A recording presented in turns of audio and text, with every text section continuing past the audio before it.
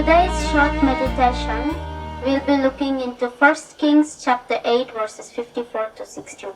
As we see into these portions, we see it is about Solomon's benediction, where he gives his conclusions about the dedication of the temple.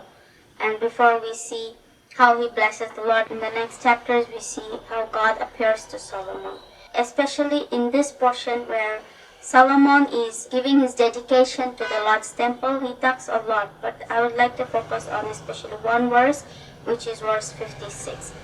Before we get into this verse, I'd like to share a small story. We see when once a man went for a walk in a very dense forest, and in that forest easily people could get lost. He has gone many times, and one time when he went into this dense forest, he was walking for a very long time. And after he decided it is to better check in his compass which direction he's going, because he was sure of which way he was going. But just for little assurance, he wanted to check his compass. And when he checked his compass, to his surprise, the compass showed he was going to the west. But actually he has to go to the east. But he was going to the west. And he was surprised that he was going in the wrong way. And he thought he was going in the right way. And in his anger, he thought of throwing away his compass, because he thought his compass might be broken, because he was so sure that he was in the right way. But when he checked his compass, it was showing in the wrong direction. And it actually said west, not east.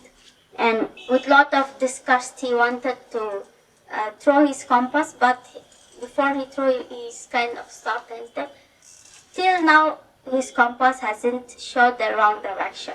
So he thought, oh, maybe let me just depend on this compass, because it was getting late at night and late at evening. So before it gets dark, he has to get out of that forest. And with his full of disappointments and disgust, he thought, okay, let him follow the compass. And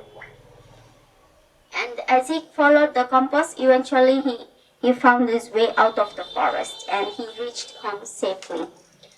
I told this because when here we see in this chapter, we see how Solomon is talking about God's promises and how God has not failed.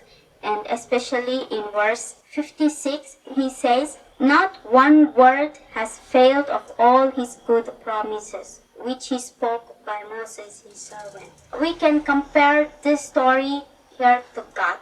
Here we see how Solomon is telling the congregation of Israel that not even one word of God has not failed of all the good promises. And that assurance still stands. And we see what God promises, he performs it, and his instructions are always trustworthy. And he will never lead us astray, as he never led Israel to go astray. And if we think like this man who went into the forest, if we think highly of our own judgment, of our own discernment, rather than relying on God and God's words, we may be in trouble or we may be going astray. Sometimes it is better to trust and rely on God and his word, because his word never failed us and it will never fail us and they will never will. And when even we may be so sure that we are sometimes our own judgment or sometimes our own thinking is quite right. We may be thinking we are in the right place, we may be doing the right thing, we may be thinking the right thing, but in the reality we may be on the wrong place, just like this man who was in the wrong way. And at least he had the compass, and it is like for us the same. Right now we are not without any guidance. We have this assurance of his word, which has never failed. We may fail sometimes, our judgment, our thinking sometimes may fail, but his word never fails. So let us depend on this word and let us take it as a compass in our day-to-day life, and let us depend on his sure word and on God who never failed us. And the Bible that we have each and every day, it always points us the right direction. And let us try to be on the right direction and depend on it.